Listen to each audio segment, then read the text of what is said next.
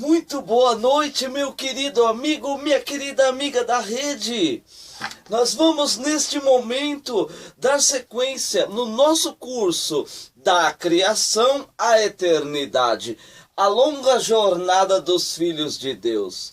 Se você ainda não viu as 12 primeiras aulas, vai lá no meu canal no YouTube, Edivandro Corrêa, e veja as aulas, nos acompanhe e também se inscreva lá para nos ajudar. A palavra do Senhor, meu querido, ela é rica e poderosa para transformar e edificar aqueles que a ouvem e a praticam. Por isso, a importância de estudar a palavra deste curso. Nós vamos seguir agora, aprendendo mais sobre a vida e a jornada de nosso Senhor e Salvador Jesus Cristo. Acompanhe conosco. Aula de número 13. Em Mateus capítulo 11, verso 28, o Senhor Jesus disse: "Vinde a mim todos os que estáis cansados e oprimidos, e eu vos aliviarei. O meu jugo é suave e o meu fardo é leve." Aleluias. Querido amigo, querida amiga, você não precisa ficar carregando peso nas costas, na consciência, o peso do pecado, tristezas, amarguras, ansiedade, desilusões, mágoas, ou seja lá qual outra coisa. Jesus quer pegar tudo isso de você e te dar um fardo leve, o dele, cheio de paz, alegria e mansidão, meu querido. Glórias a Deus. Você precisa deixar, meu querido, tudo o que te faz sofrer e te entristece aos pés da cruz, em oração. E o Senhor vai te dar a paz e a alegria que você tanto espera. Aleluias. Na sequência, Jesus cura o homem da mão mirrada diante de todos na sinagoga. Isso está em Mateus 12, Marcos 3 ou em Lucas 6. Na sequência, nós vemos em Lucas 11 e Mateus 6, Jesus ensina a linda oração do Pai Nosso. O ideal nesta oração é que seja trabalhado cada tópico dela. Agora nós não temos tempos de expor cada tópico meditado, mas eu pretendo mais à frente fazer um vídeo só sobre a oração do Pai Nosso, e nós vamos meditar cada tópico. Mas agora nós vamos ver cada tópico dela. Número 1. Pai nosso que estais no céu. 2. Santificado seja o teu nome. 3. Venha a nós o teu reino. 4. Seja feita a tua vontade, assim na terra como no céu. 5. O pão nosso de cada dia nos dá hoje. 6. Perdoa-nos as nossas dívidas, assim como nós perdoamos os nossos devedores. O 7. E não nos deixe cair em tentação. 8. Mas livra-nos de todo o mal. O 9. Porque teu é o reino, o poder e a glória para sempre. Aleluia, glórias a Deus. Para nós sermos perdoados por Deus, nós precisamos perdoar a todos que nos ofende ou entristece. Se a gente não perdoar os nossos irmãos, ou quem nos ofende, quem nos entristece, nós não podemos ser perdoados por Jesus Cristo. Na sequência, os fatos que estão em Mateus 12, Marcos 3 e Lucas capítulo 11. Nós vemos Jesus expelindo um demônio que deixava um homem cego e mudo. Mas os fariseus novamente criticaram Jesus e dizia que Jesus expulsava os demônios por Beelzebu, o príncipe dos demônios. Que blasfêmia, né? Ao que Jesus respondeu: um reino dividido não subsistirá, dizendo se ele expulsasse demônio pelo príncipe dos demônios, né? Isso serve para qualquer esfera da sociedade. Aonde houver divisão, não vai permanecer firme ou de pé. Qualquer instituição onde há divisão. No final, Jesus falou a dura frase de Lucas, capítulo 11, verso 23. Quem não é por mim, é contra mim. E quem comigo não ajunta, espalha. Meu querido. Então nós entendemos neste versículo que ninguém está neutro, queridos. Ou nós se entregamos para Jesus e lutamos a causa dele, o reino dos céus, ou então nós somos perseguidores contrários a Deus. Não existe neutralidade, está em cima do muro. Ou está com o Senhor, ou está no mundo.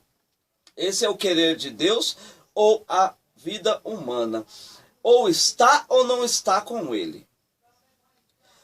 Ainda nesse discurso, disse Jesus: todo pecado será perdoado, mas a blasfêmia contra o Espírito Santo não será perdoado.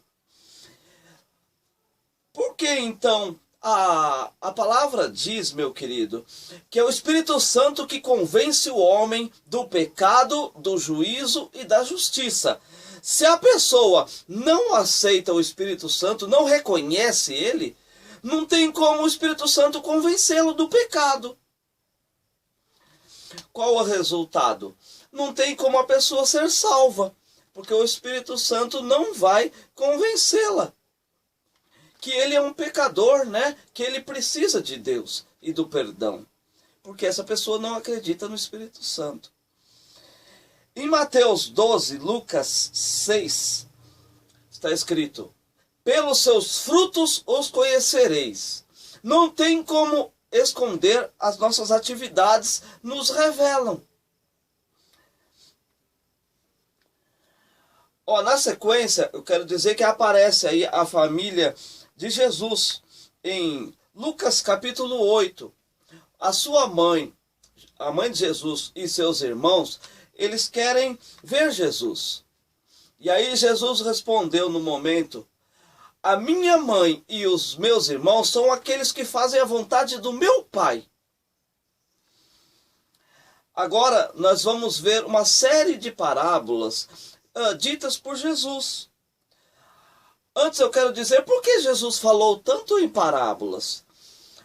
Primeiro, ele usava como alvo de comparação de coisas do dia a dia do povo de Israel.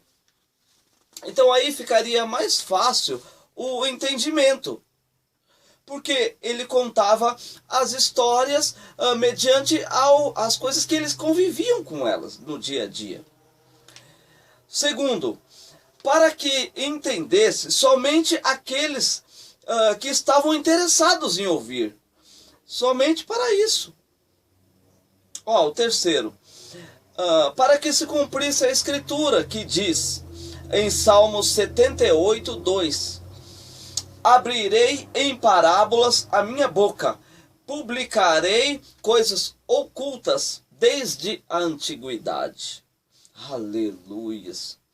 É isso aí, querido. Por isso Jesus falava em parábolas. Nós vamos ver algumas. Em Mateus 13, Lucas 8 e Marcos 4.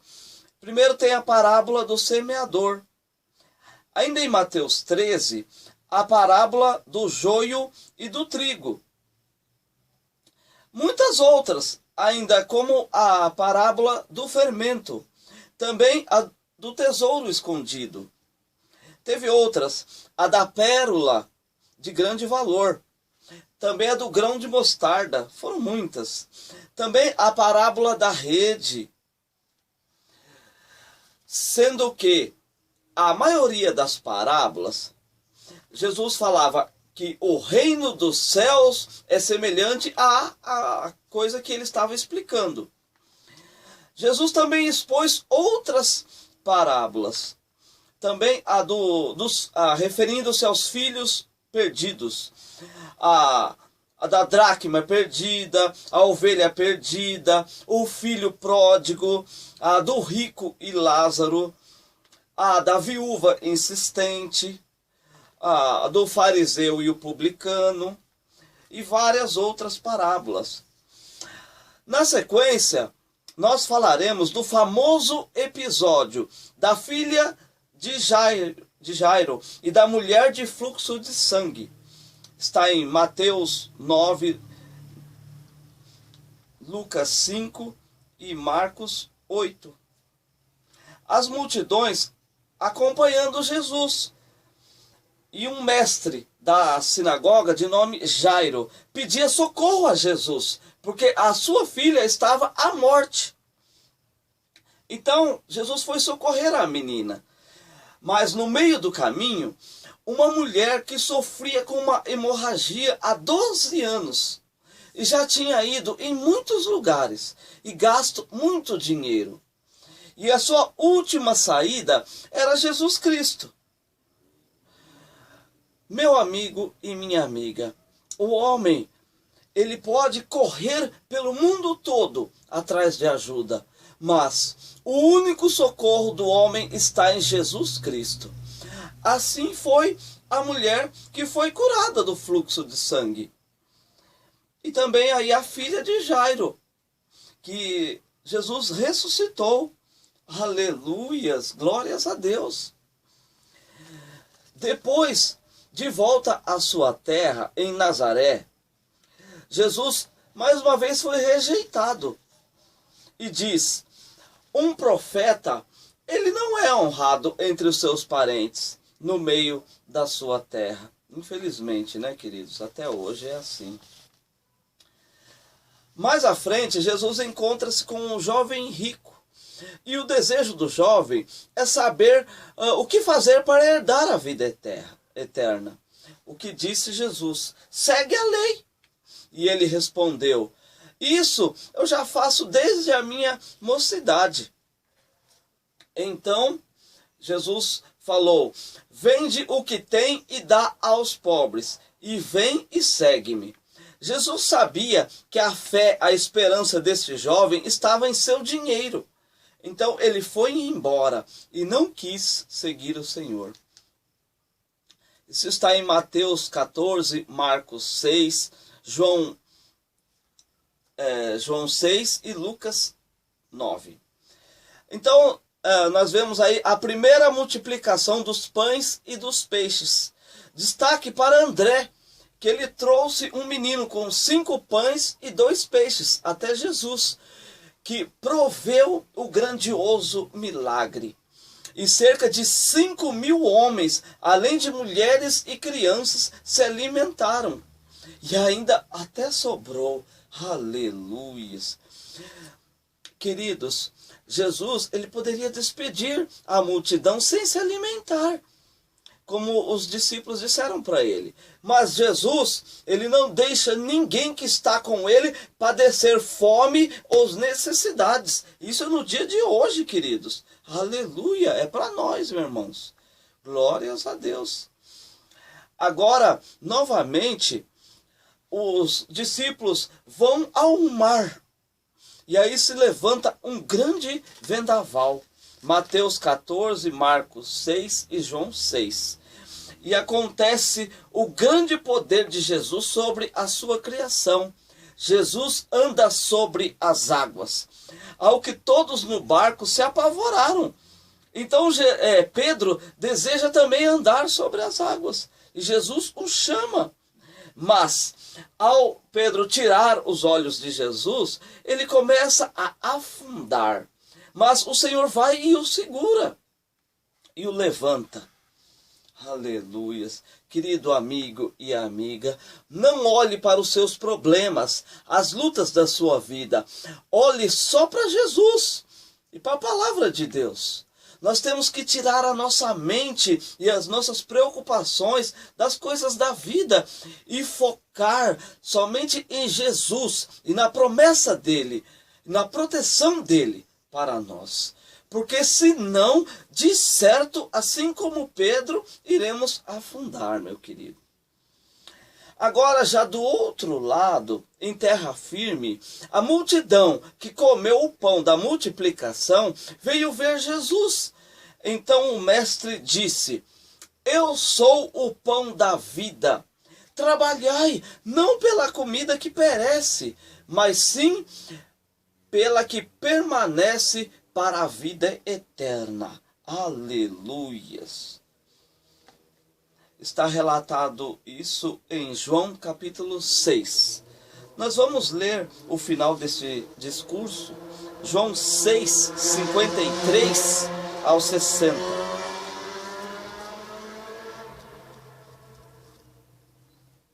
Respondeu-lhe Jesus: em verdade vos digo, se não comerdes a carne do Filho do Homem e não beberdes o seu sangue, não tendes vida em vós mesmos. Quem comer da minha carne e beber do meu sangue tem a vida eterna, e eu o ressuscitarei no último dia. Aleluias! Pois a minha carne é verdadeira comida, e o meu sangue é verdadeira bebida. Quem comer da minha carne e beber do meu sangue permanece em mim, e eu nele. Assim como o Pai que vive me enviou, e igualmente eu vivo pelo Pai, também quem de mim se alimenta, por mim viverá. Aleluias! Este é o pão que desceu do céu, e nada semelhante àquele que os vossos pais comeram, e contudo morreram. Quem come este pão viverá eternamente. Glórias a Deus. Essas coisas disse Jesus quando ensinava na sinagoga de Cafarnaum. Muitos dos seus discípulos, tendo ouvido tais palavras, disseram: duro é esse discurso, quem o poderá ouvir? No 66, à vista disso, muitos dos seus discípulos o abandonaram e já não andaram com ele. Muito lamentável, né, queridos? A carne e o sangue de Jesus foi a nós oferecido na cruz. E hoje nós nos alimentamos da carne e do sangue de Jesus em memória, na Santa Ceia do Senhor. Eu quero fazer uma pergunta para você, querido amigo, querida amiga. Você tem tomado a Santa Ceia do Senhor lá na igreja? À vista desse discurso, muitos dos seus discípulos já não quiseram andar com Jesus, que vemos aí no 66. Então Jesus virou para os 12 e perguntou, vamos ver lá, no versículo 67 agora, de João 6. Porventura, querei então vós outros retirai-vos? Respondeu-lhe Simão Pedro: Senhor, para quem iremos? Tu tens as palavras de vida eterna, e nós temos crido e conhecido que tu és o Santo de Deus. Aleluias, glórias a Deus. A pergunta hoje eu quero fazer para aqueles que estão frios, estão pensando em desistir. E é esta: para onde iremos nós do Senhor Jesus? Só o Senhor tem as palavras de vida eterna. Querido amigo, querida amiga, não existe outro lugar para nós ir. Jesus Cristo, Ele é o caminho, Ele não é um caminho. Fora de Jesus é perdição, está perdido quem não está em Jesus. Porque Ele não é um caminho, Ele é o caminho, o único caminho para o homem e para a salvação. Glórias a Deus, aleluias. Partiu Jesus então rumo a Tiro e Sidom. Então lá vem uma mulher cananeia, em Marcos 7 e Mateus 15. E clama ao Senhor por sua filha possessa. E Jesus testou a fé dela, dizendo, ele ter ido primeiro às ovelhas perdidas de Israel. Mas na sequência ele diz, mulher, grande é a sua fé, faça-se segundo o teu querer. E a mulher ficou, a menina, né, a filha dela ficou sã. Aleluias, glórias a Deus. Em Sidom, Jesus cura o homem surdo e mudo. Depois, ele faz a segunda multiplicação dos pães e dos peixes. Marcos 7 e 8. Ainda em Marcos 8, nós temos a cura do cego de Betesda. Agora, na aldeia de Cesareia, Jesus pergunta, está em Mateus 16, Marcos 8 e Lucas 9. Quem dizem os homens que eu sou? Uns acham que o Senhor é João Batista, outros Elias e outros um profeta. Mas Pedro diz, tu és o Cristo, o Filho do Deus vivo. Aleluias, glórias a Deus. E tu, meu amigo, minha amiga da rede, você sabe quem é Jesus? Veja o meu vídeo abaixo aí na minha lista de vídeos. Tem o título Quem é Jesus? E você vai conhecer muitos títulos e nomes dados a Jesus. É muito bom esse vídeo, acompanhe lá na minha lista de vídeos. Chegamos agora num momento espetacular, extraordinário da vida de Jesus na terra. Mateus 17, Marcos 9 e Lucas 9. Jesus chama Pedro, Tiago e João para subir no monte da transfiguração. A palavra diz que o rosto de Jesus ficou como o sol e suas vestes brancas como a luz. Aleluias! Então apareceu Moisés e Elias diante deles. Pensa então, queridos, no tamanho da glória naquele lugar, naquele momento. Aleluias! Então de uma nuvem luminosa veio uma voz. Este é meu filho amado, em quem me comprazo. A ele ouvem.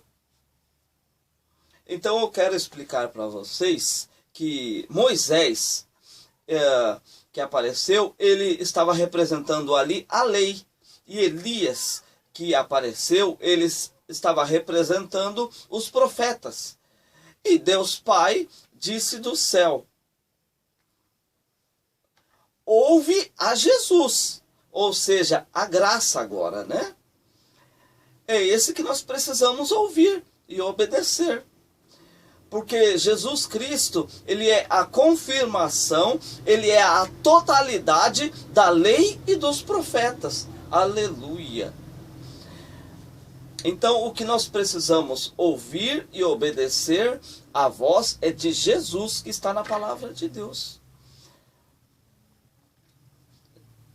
Glórias a Deus. Em Mateus 16 e Marcos 4, Jesus prediz a sua morte e ressurreição, ao que entristeceu os discípulos. Quem não é contra nós, é por nós, ele disse também. E tudo o que ligardes na terra será ligado no céu. Se desligardes na terra, será desligado no céu. Quantas vezes eu devo perdoar o meu irmão? Não digo 7, mas 70 vezes 7. Agora em Mateus 17, 24, nós vemos cobradores de impostos vir até Pedro. No caso, Jesus aí, ele não precisava pagar impostos. Porque lá no tempo dos reis de Israel, disse Saul que aquele que matasse o gigante Golias, nem ele e nem toda a sua geração ia pagar impostos. E quem matou o gigante Golias foi Davi. E Jesus era filho de Davi. Então ele não precisava pagar impostos. Mas para não escandalizar, Jesus mandou Pedro ir pescar. E o primeiro peixe que ele pegar, tire de dentro do peixe um estáter. E de dentro do peixe. E pague o imposto por mim e por ti. Glória a Deus. Imagine entrar no rio e o primeiro peixe que pegar, de dentro dele pega a moeda e paga o imposto. Glória a Deus, que coisa maravilhosa, aleluias. Ó, agora nós chegamos no final do ano 26 depois de Cristo. E é chegada a festa dos tabernáculos. Está em João capítulo 7. Nós vemos lá que nem a própria família de Jesus não cria nele. No verso 3, os irmãos de Jesus propõem a ele para ele ir à Judéia, para que todos vejam as suas obras. No versículo 4, eles dizem: se tu fazes estas obras, manifesta ao mundo. E no 5, pois nem mesmo os seus irmãos criam nele. Depois que os seus irmãos subiram à festa, foi Jesus, mas em secreto. Mas todos lá estavam comentando sobre Jesus e querendo ver ele. No último dia da festa, Jesus clamou dizendo: se alguém tem sede, venha a mim e beba. Quem crer em mim, como diz as Escrituras, do seu interior correrão rios de águas vivas. Glórias a Deus, aleluias. Está em João 7. Agora no capítulo 8 de João, concluída a festa, foram embora do templo. E Jesus, após subir ao monte, ele volta ao templo e fala ao povo. Então, para tentar pegar Jesus, os judeus, eles trazem uma mulher pega em adultério. E aí eles dizem: a lei manda apedrejá-la. E tu, o que dizes, Jesus? E ele respondeu: quem não tem pecado, atire a primeira pedra. Então foram todos embora. E Jesus fala à mulher: foram todos embora? Ninguém te condenou? Pois nem eu. Pois então vá e não peques mais. Isso é para nós, meu querido. Jesus não quer condenar ninguém. E ele fala para mim e para você: vá em paz e não peques mais. Aleluias, glórias a Deus. Então com isso nós vamos estar concluindo esta aula. Eu espero que você tenha gostado. Veja de novo, compartilhe com seus amigos, porque nós conhecendo a palavra, nós crescemos em fé e no conhecimento. Glórias a Deus. Que Deus o abençoe e o guarde. E até a próxima, se assim o Senhor permitir. Graças a Deus.